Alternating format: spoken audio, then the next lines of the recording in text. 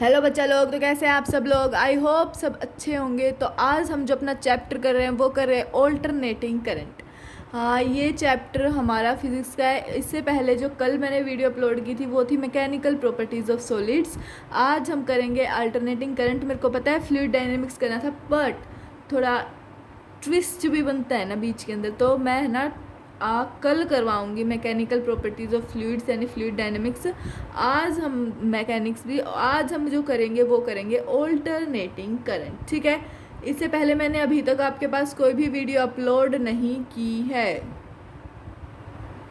इससे पहले मैंने कोई भी वीडियो आपके पास अपलोड नहीं की है। और कहा मतलब इसके बाद करूँगी मैं मैथ्स की और केमिस्ट्री की आपके पास। चलो, तो अपना मैथ्स के अंदर जो हमारा चैप्टर करेंगे वो चैप्टर करेंगे हम क्वाड्रेटिक इक्वेशंस, और केमिस्ट्री के अंदर करेंगे हम मॉलिक्यूलर ऑर्बिटल थ्योरी। वो बच रहा है ना हमारा। चलो, ऑल्टरनेटिंग करंट पहले हम क्या करेंगे, इसके अंदर इसका जो उल्टा करंट होता है यानी कि डीसी करंट होता है उसके बारे में पढ़ेंगे, जो दूसरा वाला करंट होता है। तो डायरेक्ट करंट डीसी क्या होता है, जो current which do not change its direction. ऐसा करंट जो अपनी डायरेक्शन को चेंज ना करे उसके टाइम के रिस्पेक्ट में। ऐसा करंट जो अपनी डायरेक्शन को चेंज ना करे उसके टाइम के रिस्पेक्ट में। अगला आता है ऑल्टरनेटिंग करंट। ऑल्टरनेटिंग करंट क्या, ऐसा करंट जो अपनी डायरेक्शन को चेंज कर ले टाइम के साथ साथ। ठीक है, उसके टाइम के साथ। देखो ये ऑल्टरनेटिंग करंट का डायग्राम, ये वेव बना रखी है आई नोट, इधर माइनस आई नोट, जो I is equal to I naught sine omega T, जिसके अंदर आई क्या होता है हमारा instantaneous value of alternating current. I naught क्या होता है मैक्सिमम और पीक वैल्यू, मैक्सिमम या फिर पीक वैल्यू। ये जो ओमेगा टी है वो क्या है फेज, ये डब्ल्यू टी नहीं है, ये है ओमेगा टी। इसको क्या कहते हैं हम फेज कहते हैं। तो टाइम क्या है 1/फ्रीक्वेंसी, और ओमेगा क्या है हमारे पास 2πf। ठीक है। अगली बात करें अगर हम ऑल्टरनेटिंग ईएमएफ की, तो इसके अंदर आई की जगह आई नो ई नोट ई आ जाएगा। तो E is equal to E naught sine omega T, E is equal to E naught sine omega T, और v is equal to V naught sine omega T, V naught sine omega T. ठीक है। अब देखो ये ऐसे ऐसे इधर जाएगा तो ये वेव बना गई, वेव बना गई। तो ये इसके किसका ग्राफ है, ये कोस ओमेगा टी का। वो किसका ग्राफ था साइन ओमेगा टी का। ये किसका ग्राफ था साइन ओमेगा टी का। ये है कोस ओमेगा टी का। देखो इसके अंदर ये I naught minus I naught I T का ग्राफ है, ये आई टी का। ठीक है, ऐसे जा रहा है। अब बात करते हैं average value of any function. किसी भी फंक्शन की एवरेज वैल्यू क्या होती है, तो y of t, y is equal to F of T. y average हो गई हमारी इंटीग्रेशन टाइम 0 से t F of T D T divided by T. ठीक है। अगली बात करते हैं मीन और average value for alternating current. I is equal to I naught sine omega T, I is equal to I naught sine omega T. Case first की बात करें तो फर्स्ट फॉर कंप्लीट साइकिल, सबसे पहले किसके लिए कंप्लीट साइकिल के लिए। तो कंप्लीट साइकिल के लिए ये आधा होगा हमारा ऊपर का पॉजिटिव नीचे का नेगेटिव। तो आई टी के ग्राफ फर्स्ट हाफ में करंट हमारा पॉजिटिव, सेकेंड हाफ में करंट हमारा नेगेटिव। तो एवरेज करंट क्या आ गया, एवरेज करंट आ गया हमारा ज़ीरो, बड़ा बड़ा अंडा ज़ीरो आ गया, ज़ीरो। ठीक है। आई एवरेज, आई ऐसे लिखते हैं हम इसको। फॉर कंप्लीट साइकिल के लिए ए क्या आ गया complete cycle for A C 0 से टी, 0 से T, I is equal to I naught sine omega T, I zero आ गया। तो I is equal to integration 0 to T I D T divided by integration 0 to T D T is equal to integration I naught sine omega T D T 0 to T divide by 0 to. Same है, ये cut जाएंगे आपस, मतलब कि ये zero हो जाएगा, ये क्या हो जाएगा इसके ज़ीरो। ठीक है। अगर हम बात करें पॉजिटिव हाफ साइकिल के लिए, देखो बच्चों, मैं आपको किसी भी चीज़ की डेरिवेशन नहीं करवा रही हूँ। मैं आपको पिछले वीडियोस में भी बता चुकी हूँ, अपने पास इतना टाइम नहीं है कि मैं आपको किसी भी चीज़ की डेरिवेशन करवाऊँ या फिर उसको डिटेल में समझाऊँ। देखो, अगर आपको कोई टॉपिक ऐसा है कि वो बिल्कुल नहीं आता, तो आप एक काम करो, आप कमेंट में लिख दो, मैं उसके लिए अलग सेपरेट से वीडियो बना दूँगी उसी टॉपिक के ऊपर। बट मैं इतना डिटेल में वन शॉट लेक्चर में नहीं पढ़ाती, क्योंकि 1 घंटे में मेरे पूरा ये टारगेट होता है कि मैं पूरे चैप्टर को कंप्लीट करूँ। ठीक है, चलो 1 घंटे से ज़्यादा लेक्चर आप ना दो, क्योंकि मेरे को पता है आपको भी फिर यूँ हो जाता है ना कि बहुत ज़्यादा बड़ा है, इतनी कम टाइम मैटर करता है ना। अगर टाइम कम है, आप क्या पता आप 1 दिन पहले देख रहे हो एग्ज़ाम के, तो time is very very very precious thing in the world, okay, in your life also। चलो, similarly for negative half cycle के लिए भी क्या, देखो पहले पॉजिटिव हाफ साइकिल के लिए I is equal to I naught sine omega T, I is equal to 0 to T half I D T divide by 0 to T half I naught sine omega T D T, 0 to T half, ये भी 0 two I naught by pi आ गया। क्या आ गया? 2 आई naught by पाई। तो ये क्या हो गया? 0.637 आई नोट, 0.637 आई नोट।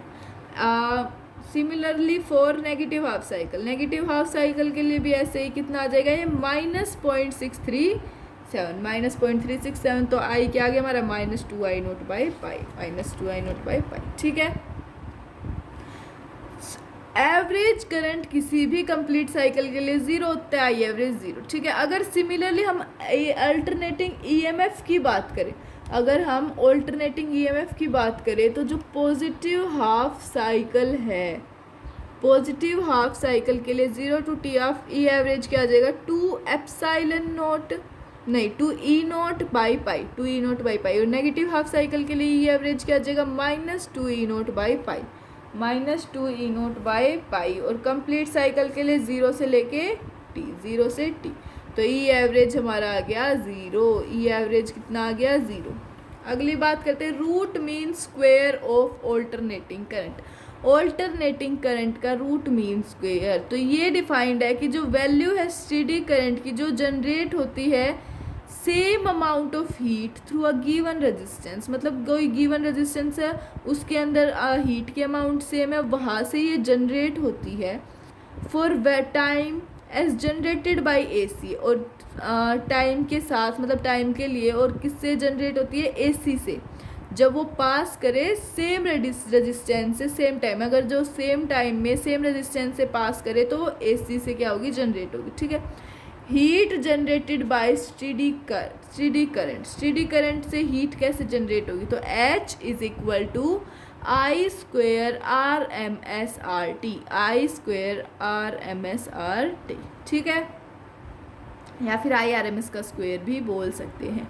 ठीक है, अगली बात करते हैं, heat generated in D T time, heat generated in D T time, D H is equal to H square R D T, H square R D T. ठीक है, अगली बात करिए, total heat generated, total heat generated, H is equal to integration D H is equal to integration 0 to T I square R D T, क्योंकि ये दोनों क्या हो गए? इक्वल हो गए, ये दोनों हीट इक्वल हो गए, तो इनको क्या कर दिया? इक्वल कर दिया। तो ये आ गया H इज इक्वल टू हमारा I naught square R by 2 into T. Second equation first और सेकेंड को इक्वल कर दिया। यहाँ पे तो इंटीग्रेशन ही किया, H की वैल्यू यहाँ पे आई स्क्वेयर आर टी हो गया। चलो ठीक है, इनको इक्वल किया, तो आई आर एम एस हमारा आ गया I naught by root 2, I naught by root 2। ठीक है, आई आर एम एस आ गया फिर 0.707 I naught, I R M S आ गया हमारा 0.707 आई नोट। ठीक है, घर पे हम आर एम एस वैल्यू मिलती है वोल्टेज की 220 वोल्ट। सो जो मैक्सिमम वैल्यू होती है हाउस होल्ड वोल्टेज की, वो होती है 311 वोल्ट। मैक्सिमम वैल्यू क्या होती है हाउस होल्ड वोल्टेज की? 311 वोल्ट। ठीक है, अगली बात करते हैं, alternating method for finding RMS value. RMS value निकालने के लिए हमारे पास अल्टरनेटिंग मेथड क्या है? तो देखो, निकालना है ये आरएमएस ये अंडर रूट, पहले क्या करेंगे, सबसे पहले RMS वाले में उसका स्क्वायर करेंगे, वैल्यू लेंगे, उसका स्क्वायर करेंगे और उसका अंडर रूट कर देंगे। ठीक है, इसके अंदर क्या हो गया, अब ये आई का स्क्वायर RMS हो गया, आई स्क्वायर हो गया, इधर रूट हटाए ना, तो I square RMS, I square यानी I naught square sine omega T, तो ये आई नॉट स्क्वायर बाहर आ जाएगा, आएगा बाहर, आ गया बाहर, sine square omega T, sine square omega T हम कहते हैं इसको t/2। कैसे t/2, ये मतलब हाफ होता है, साइन स्क्वायर ओमेगा टी क्या होता है, हाफ होता है उसका, तो ये हाफ हो गया, पर डिवाइड में ये भी है, तो इसको अगर हम हाफ भी मान सकते हैं, फॉर्मूला है ये। बट अगर हम आगे फर्दर सॉल्व करना चाहें कि भाई हमें तो वैल्यू पता ही नहीं है पर मैं सॉल्व करना चाहता हूँ, ठीक है, तो सॉल्व कर लो आप। सॉल्व करना चाहें तो क्या आ जाएगा, आई square RMS is equal to I naught square by T integration 0 to t 1 minus cos 2 omega T dt divide by 2, 1 minus cos 2 omega T omega cos 2 omega T divide by 2 dt। ठीक है, तो आगे क्या करेंगे, RMS आई note का square divide by T into 2 into T minus sign 2 omega T divide by 2 omega 0 to t, 0 to t। तो RMS की value क्या आ गई है, आई स्क्वायर RMS की I naught square by 2, RMS आ गया हमारे पास I note by 2, I note by 2। ठीक है, ठीक है। अब देखो कंप्लीट साइकिल के लिए जो साइन ओमेगा टी होता है ना हमारे पास और कोस ओमेगा टी होता है वो 0 होता है, साइन ओमेगा टी और कोस ओमेगा टी 0 होता है, और साइन स्क्वायर ओमेगा टी और cos square omega T half होता है, sine square omega T cos square omega T half होता है। अगली बात करते हैं behaviour of resistance, inductor, capacitor और अल्टरनेटिंग करंट। रेजिस्टेंस, इंडक्टर और कैपेसिटर और अल्टरनेटिंग करंट का बिहेवियर क्या होता है।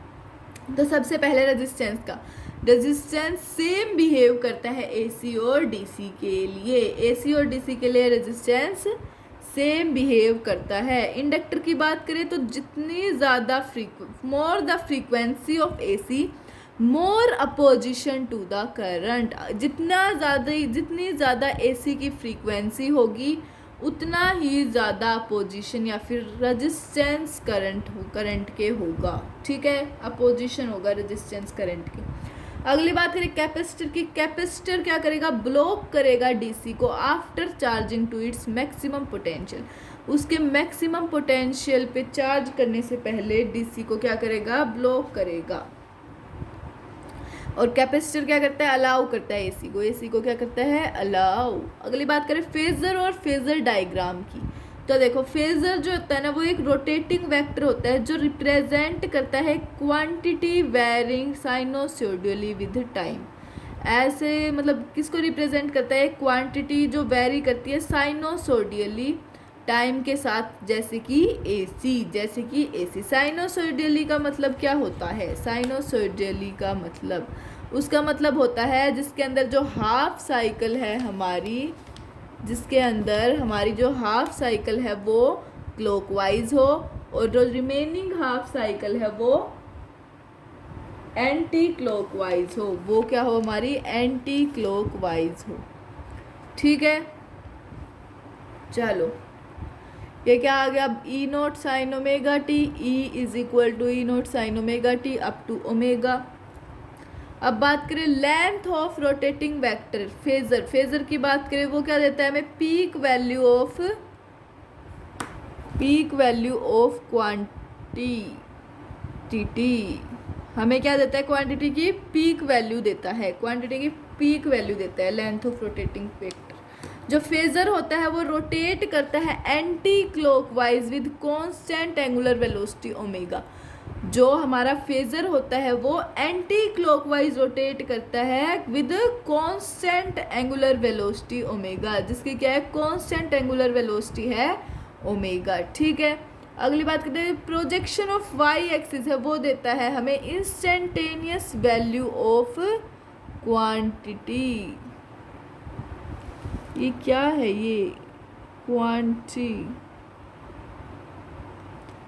इंस्टेंटेनियस वैल्यू ऑफ, 1 मिनट रुको आप, जस्ट अ सेकंड बेटा, 1 मिनट वेट करो, तब तक मैं बता देती हूँ कि इसके इस वाले प्लेटफॉर्म पे, मतलब कि अभी मैं आपको कोई भी क्वेश्चंस नहीं करवा रही हूँ, मैं आपको कोई भी क्वेश्चन नहीं करवा रही हूँ। ऐसा क्यों दीदी, आप क्यों नहीं करवा रहे क्वेश्चन? तो इसलिए क्योंकि हम पहले सारा थ्योरी वाला पार्ट कंप्लीट करेंगे, हम पहले सारा का सारा थ्योरी वाला पार्ट कंप्लीट करेंगे, उसके बाद हम अपने क्वेश्चंस करेंगे। पहले ये पूरा का पूरा कंप्लीट हो जाए, मैं आपका ये करवा दूंगी, शायद 4-5 मई तक करवा दूंगी, तो उसके बाद हम करेंगे अच्छे से। हाँ जी बेटा, कहाँ पे थे? फेज़र और फेज़र डायग्राम, क्वांटिटी है ये, क्वांटिटी है, ठीक है। प्रोजेक्शन ऑफ वाई एक्सिस क्या देता है? Instantaneous value of quantity. चलो अगली बात करते हैं, सर्किट कंटेनिंग रेजिस्टेंस ओनली, जो ऐसा सर्किट जो सिर्फ और सिर्फ रेजिस्टेंस को कंटेन करे। तो I is equal to I naught sine omega T, I is equal to I naught sine omega T. अगर वेव फॉर्म की बात करें तो इसके अंदर देखो, ये हमारा वेव फॉर्म है ऐसे, ये वाला I naught sine omega T का, और ये क्या है हमारा EMF का, E is equal to E naught sine omega T, ठीक है। फेजर डायग्राम इसका जो है ये ऐसा है, आई नॉट ऐसे, ई नॉट भी सी की डायरेक्शन में, omega T, E is equal to I E naught sine omega T, I is equal to I naught sine omega T, ठीक है। चलो अगली बात करते हैं, सर्किट कंटेनिंग इंडक्टर ओनली, जो सर्किट सिर्फ और सिर्फ इंडक्टर कंटेन करे, उसका क्या बात करें? उसकी होती है I is equal to I naught sine omega T minus pi by two, I is equal to I naught sine omega T minus pi by two. इसके अंदर जो हमारा ऑल्टरनेटिंग EMF है वो लैड करेगा ऑल्टरनेटिंग करंट से, किस angle से? पाई बाई टू फेज से, किससे? पाई बाई टू फेज से। जो इफेक्टिव रेजिस्टेंस ऑफर्ड है इंडक्टर से वो कितना होगा? कितना होगा, कोई बता सकता है मेरे को?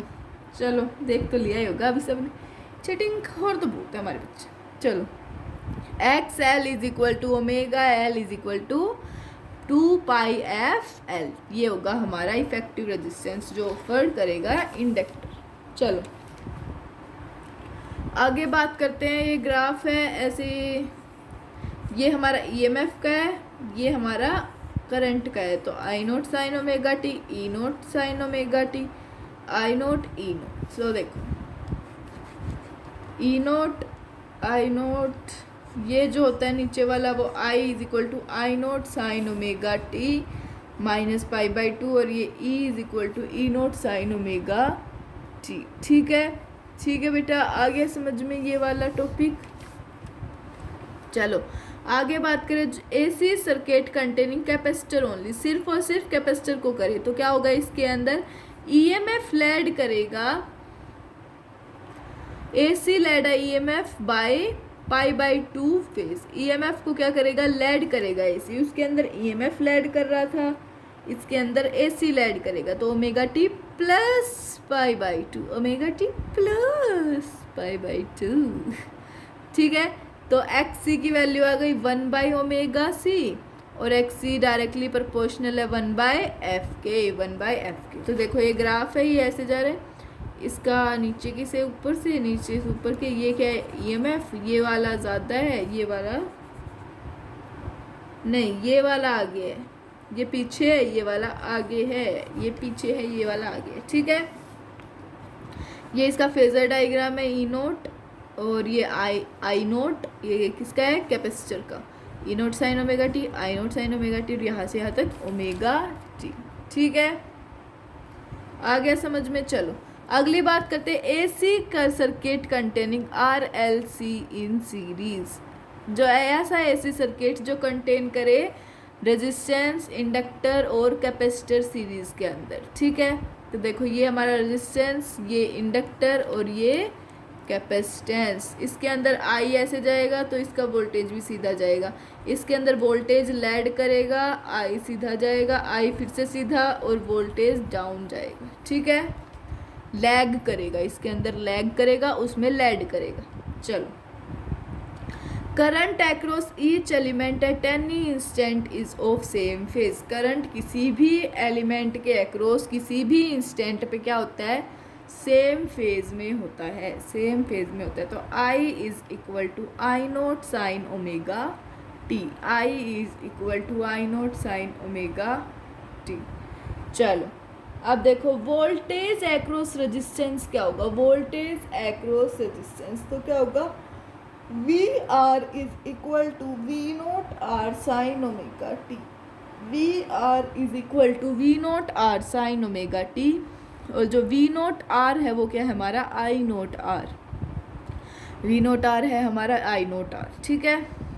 वोल्टेज एक्रॉस इंडक्टर क्या होगा, V L is equal to V naught L sine omega T plus pi by two, sine omega T plus pi by two. तो वी नोट एल क्या हो जाएगा हमारा एक्स एल, क्या होगा एक्स एल, ठीक है।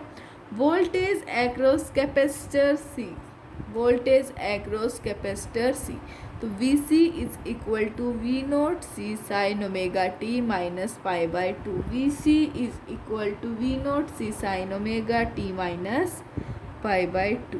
तो वी नोट सी क्या आ गया हमारा I naught X C, V naught C हमारा क्या आ गया आई नोट एक्स। चलो बात करते हैं फेजर डायग्राम की, किसकी बात करते हैं, फेजर डायग्राम की। तो इसके अंदर आई सीधा, फिर वी नोट एल ऊपर, वी नोट सी नीचे, लैग करेगा नहीं EMF तो नीचे, और इंडक्टर में लैड करेगा तो ऊपर। चलो केस फर्स्ट की अगर हम बात करें तो जो वी नोट एल है वो ग्रेटर देन है वी नोट सी के, और एक्स एल है ग्रेटर देन एक्स सी के। तो इम्पिडेंस क्या होगा, इसके अंदर भी डेरिवेशन नहीं करवाई गई है, तो LCR सर्किट में जो सीरीज में है वो रेजिस्टेंस ऑफर्ड क्या होगा, तो Z is equal to under root R square plus XL minus XC का whole square, under root R square plus XL minus XC का होल स्क्वेयर। ये क्या है, इम्पीडेंस है, क्या है हमारा इम्पीडेंस। वी नोट की बात करें तो अंडर रूट में वी नोट आर का whole square plus V naught L minus V naught C का whole square, V naught L minus V naught C का होल स्क्वेयर। ये क्या होता है, peak value of resultant V naught C, V naught L और V naught C R होता है, ठीक है। जेड क्या हो गया हमारा V note by I naught, V note by I note. चलो 10 सेकेंड बेटा। चलो अब बात करते हैं हम फेजर डायग्राम के। तो क्या हो गया फेजर डायग्राम से, जो tan फाई है वो हमारा आ गया V naught L minus V naught C divide by V naught R, और इम्पीडेंस ट्राइंगल से क्या आ गया tan phi XL minus XC by R, XL minus XC by R. अगर हमारा I किसके इक्वल हुआ, I naught sine omega T के, तो जो V है वो होगा V naught sine omega T plus 5, V naught sine omega T plus 5। तो जो वोल्टेज है वो लैड करेगा करंट को किस फेज से, फेज 5 से, फेज 5 से, ठीक है। केस 2 की बात करें, जो वी नोट सी है वो ग्रेटर देन है वी नोट एल, और जो एक्स सी है वो ग्रेटर देन है एक्स एल से। जो वी नोट सी है वो ग्रेटर देन है वी नोट एल से, और एक्स सी है वो ग्रेटर देन है एक्स एल से। जेड है under root R square plus XC minus XL का whole square, under root R square plus XC minus XL का होल स्क्वेयर, ठीक है। फेजर डायग्राम से बात करें तो जो tan फाई है वो आ जाएगा V naught C minus V naught L divide by V naught R, V naught C divide minus V naught L divide by V naught R. जो tan फाई है वो किसकी इक्वल आ गया, इम्पिडेंस ट्राइंगल से XC minus XL by R, XC minus XL by R, ठीक है। अगर I is equal to I naught sine omega T है तो जो वोल्टेज होगा वो क्या करेगा, लैग करेगा करंट को 5 फेज से, 5 फेज से। तो V इज इक्वल टू क्या आ गया, V naught sine omega T minus 5। Case number 3, case 3 क्या है, अगर वी नोट और वी नोट सी और वी नोट एल इक्वल है, यानी कि XC और XL इक्वल है, तो Z की वैल्यू क्या आ गई R, और फाई की वैल्यू आ गई 0, फाई की वैल्यू आ गई 0, ठीक है। केस 3 हो गया, केस 1 हो गया, केस 2 हो गया। अगली बात करते हैं resonance in LCR circuit. LCR circuit के अंदर रेजोनेंस, तो देखो एसी सोर्स, ये रेजिस्टेंस, ये इंडक्टर और ये कैपेसिटर हमारा। तो देखो एक इलेक्ट्रिकल रेजोनेंस है एलसीआर सर्किट में, वो होती है जब सर्किट अलाउ करता है maximum current pass through them for a given frequency ने। कोई भी फ्रीक्वेंसी दे रखी है, उसके अंदर अगर सर्किट यू अलाउ कर दे कि मैक्सिमम जो करंट है ना वो उसके अंदर से जा सकता है, तो क्या होगा, वो होगा electrical resonance in LCR circuit. तो हो जाएगी इलेक्ट्रिकल रेजोनेंस। ठीक है, करंट मैक्सिमम होता है जब हमारा Z क्या हो, मिनिमम हो। Current is maximum when Z is minimum. ठीक है, आगे बात करें आई नॉट मैक्स की, तो वो क्या होता है V naught by R। I naught max क्या होता है V नॉट बाय R। ठीक है, अगली बात करें conditions for resonance. Condition for resonance, resonance के लिए कंडीशन, तो जो फर्स्ट है वो क्या है, at resonance XL is equal to XC। XL किसके इक्वल है, XC के। तो omega naught is equal to 1 by under root LC, 1 by under root LC। तो ओमेगा नोट क्या होता है हमारा, resonant angular frequency. Omega naught है हमारा रेजोनेंट एंगुलर फ्रीक्वेंसी। ठीक है, एफ नोट हमारा क्या हो गया, 1/2 under root LC, 1/2 under root LC। F naught क्या आ गया, रेजोनेंट फ्रीक्वेंसी, रेजोनेंट फ्रीक्वेंसी। ठीक है, अगली बात करें एट रेजोनेंस। रेजोनेंस के ऊपर जो Z होगा वो मिनिमम होगा, और Z मिनिमम कब होगा, जब XC इक्वल टू XL हो। जब XC इक्वल टू XL हो तो Z मिनिमम क्या हो जाएगा हमारा R। Z मिनिमम क्या हो जाएगा R। ठीक है, at resonance current is maximum जब I नोट क्या हो, maximum I naught maximum V note by Z minimum, और phi is equal I naught maximum is equal to V note by R। ठीक है, ठीक है, चलो Z मिनिमम की वैल्यू R पुट कर दी है। चलो जो फोर्थ पॉइंट आता है वो कहता है रेजोनेंस पे जो tan फाई है वो क्या हमारा XL minus XC by R। Resonance पे जो tan फाई है वो क्या है, XL minus XC by R। XL is equal to XC, और tan फाई है हमारा 0, और फाई क्या है 0, phi 0। So there is no phase between current and EMF। तो यहाँ पे कोई भी फेज नहीं है करंट और EMF के बीच में। जस्ट अ सेकेंड बेटा, जस्ट अ सेकेंड ओनली। यहाँ पे देखो पता नहीं क्या गड़बड़ हो जाती है कभी कभी कभी कभी कभी कभी। एक मिनट बेटा,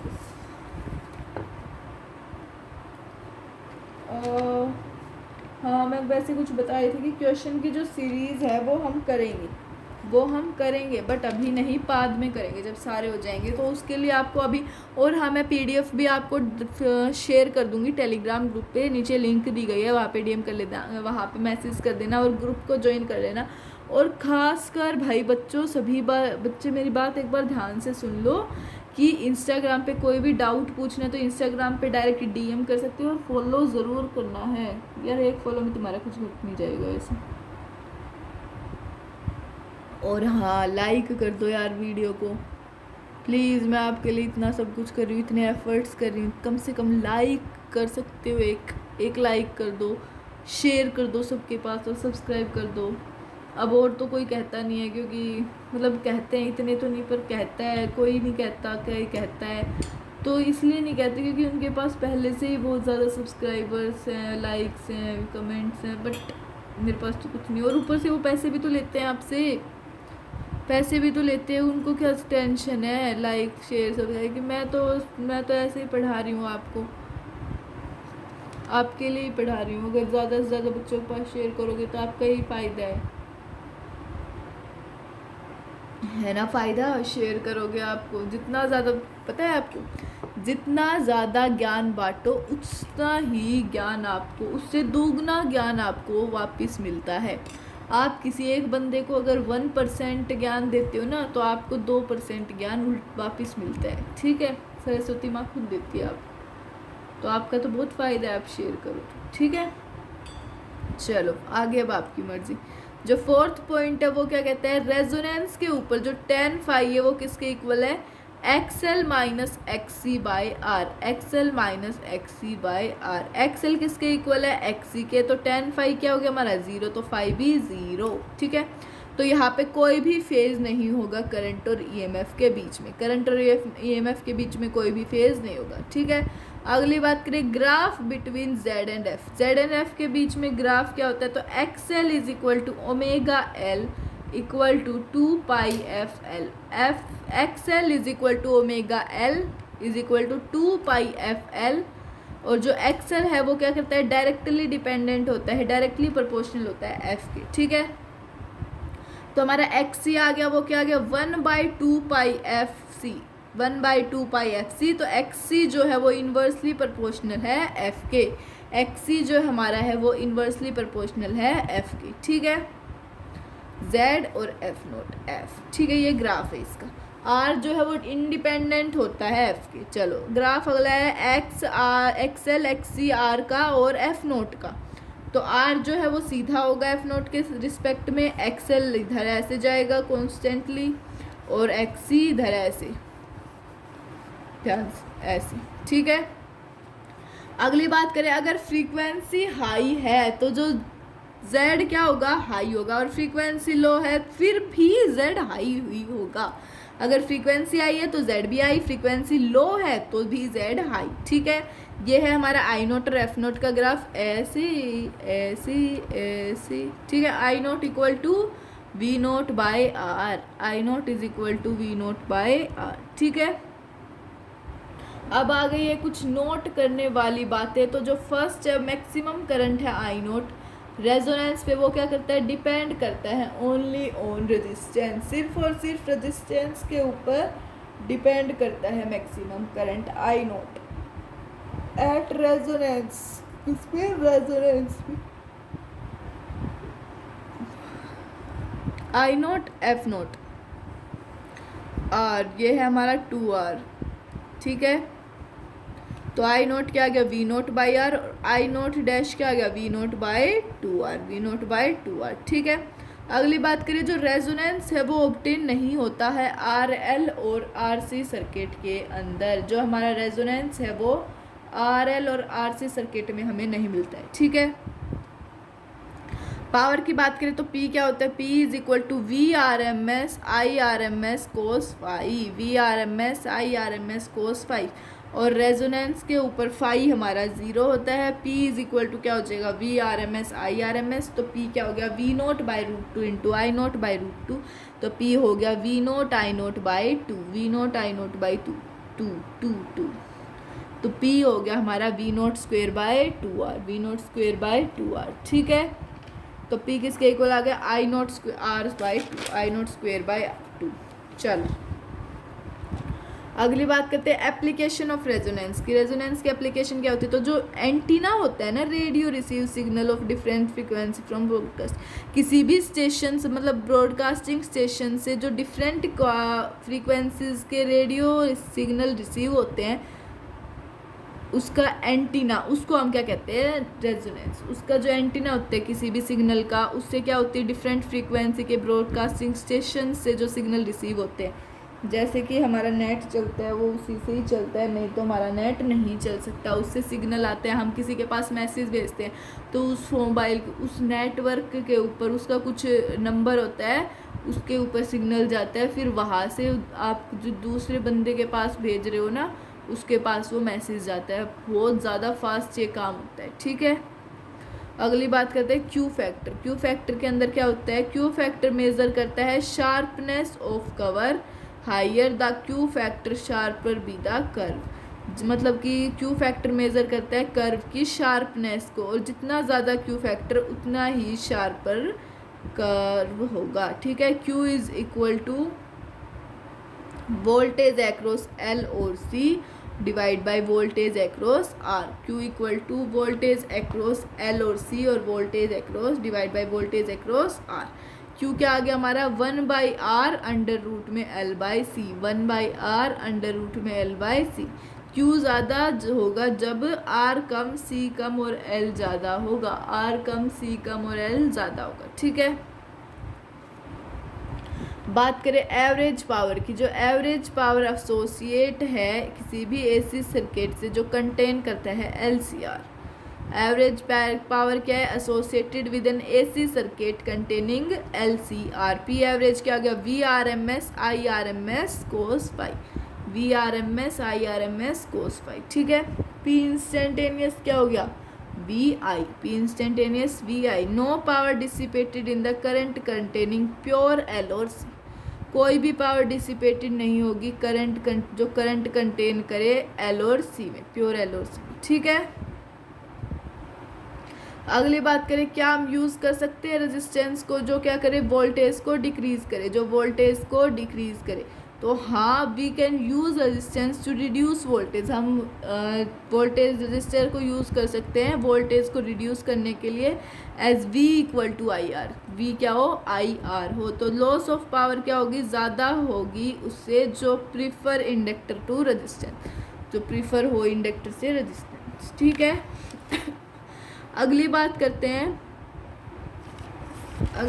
करते हैं वोल्टलेस करंट की। किसकी बात करते हैं, वोल्टलेस करंट की। वोल्टलेस करंट क्या होता है, वोल्टलेस करंट ऐसा कंपोनेंट है करंट का जिसकी वजह से जो पावर कंजम्पशन होता है वो क्या होता है, ज़ीरो। जो पावर कंजम्पशन वो ज़ीरो होता है ऑफ करंट। एक minute, due to which power consumption is zero, ठीक है, ठीक है। अगली बात करते हैं हम ट्रांसफॉर्मर की। किसकी बात करते हैं, ट्रांसफॉर्मर की।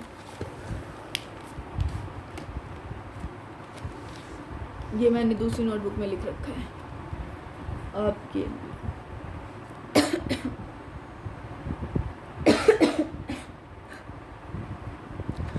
ट्रांसफॉर्मर क्या होता है, ये एक इलेक्ट्रिक डिवाइस है जो हम यूज़ करते हैं एसी वोल्टेज को चेंज करने के लिए हायर से स्मॉलर वैल्यू में, हायर से स्मॉलर वैल्यू में। ये दो टाइप के ट्रांसफॉर्मर क्या होते हैं, दो टाइप के होते हैं, एक स्टेप अप ट्रांसफॉर्मर, एक step down transformer. Step up transformer में क्या होता है, ये यूज़ होता है increasing alternating current, alternating voltage को इंक्रीज करने के लिए। और स्टेप डाउन किसके लिए यूज़ होता है, अल्टरनेटिंग वोल्टेज को डिक्रीज करने के लिए, ठीक है। इसका प्रिंसिपल क्या है, ये बेस्ड होता है म्यूचुअल इंडक्शन पे, जहाँ पे whenever there is change in magnetic flux, जहाँ पे क्या हो, चेंज हो मैग्नेटिक फ्लक्स में जो लिंक्ड है किसी भी सर्किट से, जो इसका ईएमएफ क्या है, इंड्यूस्ड है नेबरिंग कॉइल में, जिसका क्या है, इंड्यूस है। ये बेस्ड है म्यूचुअल इंडक्टेंस पे। इसका जो प्रिंसिपल है वो क्या है, म्यूचुअल इंडक्शन पे बेस है। दैट इज़, उसका मतलब क्या है, म्यूचुअल इंडक्शन व्हेनेवर जहाँ पे कोई भी चेंज होता है मैग्नेटिक फ्लक्स में जो लिंक्ड हो किसी भी सर्किट से, तो एक ईएमएफ इंड्यूस होता है नेबरिंग कॉइल में। यहाँ पे जब कोई चेंज होता है ना मैग्नेटिक फ्लक्स में जो सर्किट के साथ लिंक है, तो ईएमएफ में क्या होता है, वो इंड्यूस्ड होता है किसी भी नेबरिंग कॉइल में, ठीक है। कंस्ट्रक्शन क्या है, ये हमारा ट्रांसफॉर्मर, ये यहाँ पे ये जो है ये लैमिनेटेड आयरन वर है, ये हमारा प्राइमरी कॉइल है P1, और P2 हमारा सेकेंडरी प्राइमरी कॉइल, मतलब सेकंड वाला प्राइमरी कॉइल है। दोनों है तो प्राइमरी कॉइल S1 जो है, P2 ये रहा, S1 जो है वो सेकेंडरी कॉइल है, S2 जो है हमारा वो भी सेकेंडरी है। NP क्या है हमारा, number of turns in primary coil, NS है number of turns in secondary coil. AC क्या है, AC इनपुट है, इधर से हमारा ये आउटपुट लोड होता है, ठीक है। चलो आगे बात करें कि लैमिनेटेड आयरन कोर क्या होता है, यूज़ होता है winding. Laminated iron core use करते हैं हम प्राइमरी और सेकेंडरी कोर को वाइंड करने के लिए, ताकि जो मैग्नेटिक फ्लक्स है वो क्या हो जाए, रिड्यूस हो जाए, और एडी करंट मिनिमाइज हो जाए, ठीक है। वर्किंग क्या है, the current in primary coil varies the magnetic flux of primary as well as secondary coil, due to which an EMF is induced in primary coil due to self induction in the and in secondary coil. देखो current होता है primary coil में, वो very करता है magnetic flux का साथ of primary, मतलब प्राइमरी के मैग्नेटिक फ्लक्स के साथ वेरी करता है, और सेकेंडरी के कोइल के साथ भी तो चेंज होता है किसकी वजह से, एक ईएमएफ इंड्यूस्ड होता है प्राइमरी कॉइल के अंदर, किसकी वजह से, सेल्फ इंडक्शन की वजह से, और सेकेंडरी कॉइल में इंड्यूस होता है म्यूचुअल इंडक्शन की वजह से। ठीक है, ईपी हमारा होता है minus N P D phi by D T, E S हमारा होता है minus N S D phi by D T, minus N S D phi by D T. Assume करना यहाँ पे कोई भी लॉस ऑफ फ्लक्स नहीं होता, यहाँ पे कोई भी लॉस ऑफ फ्लक्स नहीं होता। तो देखो E S by E P is equal to N S by N P, तो ये किसके इक्वल आ गया, के, और के हमारा क्या होता है, ट्रांसफॉर्मेशन कॉन्स्टेंट, ट्रांसफॉर्मेशन कॉन्स्टेंट। ठीक है, अब स्टेप अप ट्रांसफॉर्म की बात करें, स्टेप अप ट्रांसफॉर्मर की बात करें अगर हम, तो क्या होता है, अगर N S greater than N P हुआ तो E S by E P भी greater than 1, E S is greater than E P. ठीक है, स्टेप डाउन की बात करें तो N S less than N P, तो E S by E P less than 1 और E S is also less than E P. ठीक है, आइडियल कंडीशन की बात करें, जो पी आई है वो किसके इक्वल है, पी नोट के, और ई पी आई पी किसके इक्वल है, ई एस आई एस के, ई एस आई एस के। ठीक है, ठीक है, ये हमारी फर्स्ट इक्वेशन। सेकंड इक्वेशन ये बन गई, E S by E P is equal to I P by I S, तो किसके इक्वल है, क्या आ गया फर्स्ट और सेकंड से, E S by E P is equal to N S by N P is equal to I P by I S equal to K. ठीक है, ये सारा आप पढ़ लेना स्टेप अप के लिए, एन एस सॉरी, ये सारा आपके पढ़ने का है, पूरा का पूरा N S greater than N P होता है, E S greater than E P होता है, I P greater than I S होता है, तो वोल्टेज ज़्यादा है करंट डिक्रीज करेगा, उस वाले में उल्टा। नोट है कि जो प्रैक्टिकल ट्रांसफॉर्मेशन, मतलब प्रैक्टिकल ट्रांसफॉर्मर के लिए कोई some power be lost to the efficiency of transformer is defined as ratio of output power to the input power. Practical transformer के लिए ऐसी पावर लॉस्ट होती है, कुछ पावर क्या होती है, लॉस्ट होती है, जो एफिशिएंसी होता है ट्रांसफॉर्मर का वो डिफाइंड है as ratio of output power. क्या है, ratio of output power to the input power, output power और इनपुट पावर का रेशियो। ठीक है, एफिशिएंसी की बात करें एन तो equal to P nought by P I is equal to E S I S by E P I P, E S I S by E P I P.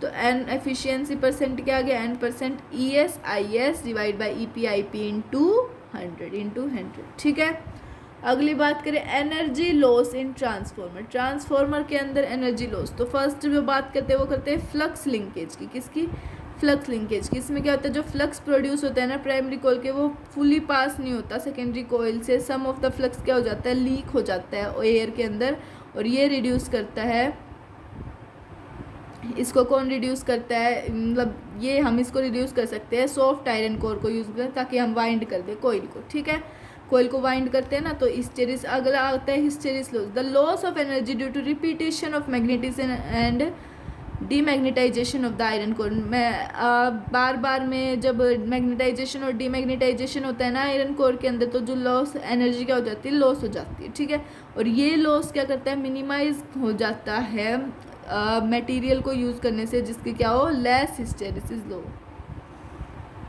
जिसके पास less hysteresis लो हो। ठीक है, अगली बात करते हैं eddy current की। Eddy current क्या होता है, the alternating magnetic flux induce eddy current. जो अल्टरनेटिंग मैग्नेटिक फ्लक्स है ना, वो इंड्यूस करता है एडी करंट को, किसके अंदर, आयरन कोर में, जो लैड करे सम एनर्जी लॉस, जो लैड करे some energy loss in the form of heat, किसकी फॉर्म में, हीट की फॉर्म में। तो ये लॉस क्या होता है, रिड्यूस होता है यूजिंग लेमिनेटेड आयरन को। ठीक है, और एक और होता है कॉपर लॉस। कौन सा लॉस, कॉपर लॉस।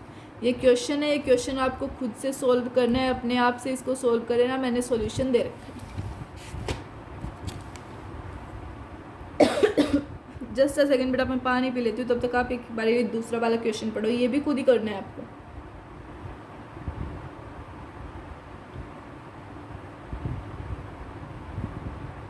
चलो, जो ट्रांसफॉर्मर होता है ना हमारा, वो वॉयलेट नहीं करता है, वो वॉयलेट नहीं करता है कंजर्वेशन ऑफ एनर्जी का, क्योंकि हमारा वी ज़्यादा है तो आई कम, वी कम है तो आई ज़्यादा, तो ओवरऑल पावर कांस्टेंट, क्या ओवरऑल पावर कांस्टेंट हो गई, तो जो एनर्जी कांस्टेंट है, सो क्या हो गया, एनर्जी भी हमारी कांस्टेंट हो गई। ऑल्सो जो ट्रांसफॉर्मर है वो क्या करता है, follow law of conservation of energy. ये क्या करता है, फॉलो करता है लॉ ऑफ कंजर्वेशन एनर्जी को। ठीक है, क्वेश्चन है, क्वेश्चन आपको खुद सोल्व करना है, सॉल्यूशन मैंने दे रखा है। आगे एक और क्वेश्चन है, वो भी आपको खुद ही करना है। चलो अगली बात करते हैं हम अपने अलग से एसी जनरेटर की। ये एक इलेक्ट्रिकल डिवाइस होता है जो कन्वर्ट करता है मैकेनिकल एनर्जी को इलेक्ट्रिकल एनर्जी में।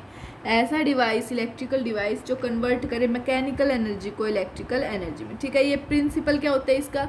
It is based on electromagnetic induction. ये किसके ऊपर बेस्ड होता है? इलेक्ट्रोमैग्नेटिक इंडक्शन पे। That is van ever there is change in magnetic flux, मतलब कि यहाँ पे कोई भी चेंज होता है मैग्नेटिक फ्लक्स में जो लिंक्ड है किसी भी कोयल से, तो एक ईएमएफ इंड्यूस्ड होता है कोयल में, और वो last as long in change in magnetic flux continuous. ठीक है, अब बात करते हैं कि जो ब्रश कंस्ट्रक्शन की, इसकी कंस्ट्रक्शन ये है, ये डायग्राम अपने मन में बैठा लो, ये आपके जेई में आना ही आना है। ठीक है, चलो देखो देखो देखो, अब इसके फंक्शंस की बात करते हैं। तो इसके अंदर आर्मेचर कोयल होता है। तो आर्मेचर कोयल क्या है? ABCD इसके अंदर दे रखा है ना। ये हमारा होता है armature soil consist of large number of turn. ये क्या कंसिस्ट करता है? लार्ज नंबर ऑफ टर्न्स, बहुत ज़्यादा टर्न्स करता है ये, of insulated copper wire bounded over a soft iron core. मतलब कि एक कॉपर वायर है इंसुलेटेड, वो क्या होती है?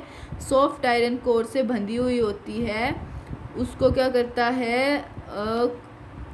लार्ज कंसिस्ट करता है लार्ज नंबर ऑफ टर्म्स, किसके? इंसुलेटेड कॉपर वायर की, इंसुलेटेड कॉपर वायर के लार्ज नंबर ऑफ टर्न्स को कंसिस्ट करता है, जो किससे बंधी हुई है? सॉफ्ट आयरन कोर से। ठीक है, अगली बात करते हैं स्लिप रिंग की। जो स्लिप रिंग है, the two ends of armature coil. Armature coil के टू एंड्स वो कनेक्ट होते हैं दो ब्रशेस स्लिप रिंग्स के, R1 और R2, और ये रिंग्स क्या होती है? रोटेट होती है along side with armature coil के आसपास। ठीक है, इसकी वर्किंग क्या है? वर्किंग है, इनिशियली जो प्लेन ऑफ कोयल है वो मेक करती है 0 डिग्री एंगल। जो प्लेन ऑफ कोयल है वो क्या मेक करती है? 0 डिग्री एंगल, किसके साथ?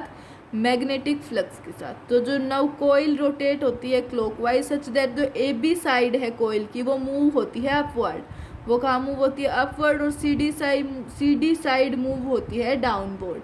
सो there is change in magnetic flux. तो यहाँ पे क्या होता है? चेंज होता है मैग्नेटिक फ्लक्स में कोयल के अंदर। सो यहाँ पे क्या होता है? एक इंड्यूस्ड करंट होता है। क्या होता है? Induced current. तो जो डायरेक्शन है इंड्यूस्ड करंट की, वो जो हमें दी है फ्लेमिंग राइट हैंड रूल ने, करंट फ्लो करता है from B to A, B से लेके A तक करंट फ्लो करता है, किसमें? आर्म AB में, और D टू C फ्लो करता है आर्म DC में, D टू C फ्लो करता है आर्म DC के अंदर। ठीक है, जो आफ्टर हाफ साइकिल के बाद जो रोटेशन है, CD arm move upward. CD arm क्या करती है? मूव करती है अपवर्ड। AB आर्म मूव करती है डाउनवर्ड। तो जो डायरेक्शन है इंड्यूस करंट की वो भी चेंज हो जाती है आर्म ऑफ कोयल में।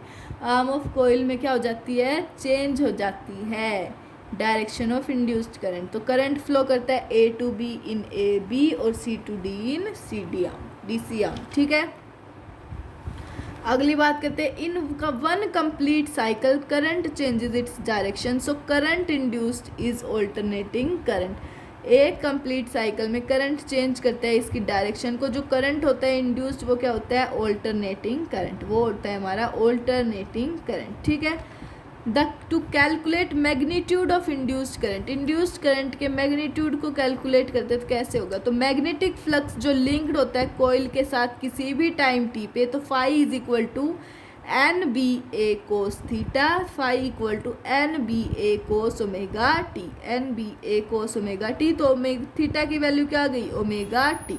थीटा की वैल्यू आ गई हमारी omega T. According to Faraday law के according E is equal to minus d∅dt, E is equal to minus d∅dt। ठीक है, तो E इज इक्वल टू क्या गया? Minus NBA cos omega T divide by dt, NBA cos omega T divide by dt। तो E की value क्या आ गई? NBA minus sign omega T into omega. तो E इज इक्वल टू, ये कैसे आया? डिफ्रेंशिएशन किया ना, तो कोस का साइन और ओमेगा इधर था तो ओमेगा मल्टीप्लाई में भी आ गया। ठीक है, इंटीग्रेशन होता है डिवाइडेड बाय हो जाता है। ठीक है। E is equal to N B A W sine omega T. तो ई जो है वो मैक्सिमम होगा हमारा, ई जो है वो हमारा मैक्सिमम होगा जब थीटा 90 डिग्री होगा और ओमेगा टी भी 90 डिग्री होगा। तो ई मैक्स क्या होगा, N B A omega sine 90, N B A omega sine 90। तो E naught is equal to E max equal to N B A omega. ये सेकंड इक्वेशन। तो फर्स्ट और सेकंड से ई किसके इक्वल आ गया, ई नॉट साइन ओमेगा, ठीक है। ई किसके इक्वल आ गया, ई नॉट साइन ओमेगा, ठीक है। तो करंट के लिए I is equal to E by R is equal to E naught by R sine omega T, E by R E naught by R sine omega T. तो I equal आ गया sine omega T के, I naught sine omega T. ये graph है E और T का। तो इधर से इधर ये E is equal to E naught sine omega T, E naught T half T, ये I T, I is equal to I naught sine omega T, I naught T half. ठीक है, आ गया समझ में। चलो बेटा, तो आज हमारा जो ऑल्टरनेटिंग करंट था वो इतना ही था। आई होप सभी को समझ में आया होगा। और जो हाँ मैंने कहा था ना कि भाई कर दियो लाइक शेयर सब्सक्राइब, प्लीज़ कर दो, प्लीज़ भी बोल रही हूँ, रिक्वेस्ट प्लीज़ लाइक शेयर और सब्सक्राइब ज़रूर करना। और लाइक तो पक्का ही पक्का करना, और ताकि सब्सक्राइब भी कर लेना, ताकि यार वो हो जाए, आपको नोटिफिकेशन मिलती रहे कि आज ये अपलोड हो चुका है ये वीडियो। क्या पता किसी दिन ऐसी वीडियो अपलोड हो जाए कि आपको वो चैप्टर बिल्कुल ना आता और आपको आ जाए अच्छे से। ठीक है, तो कर देना, और वो बेल आइकन को भी प्रेस कर देना, और कमेंट में बता देना कैसा लगा या फिर कौन सा चैप्टर करवाना है। ठीक है, चलो तो मिलते हैं नेक्स्ट क्लास में। तब तक के लिए okay, bye bye, ta-ta, thank you.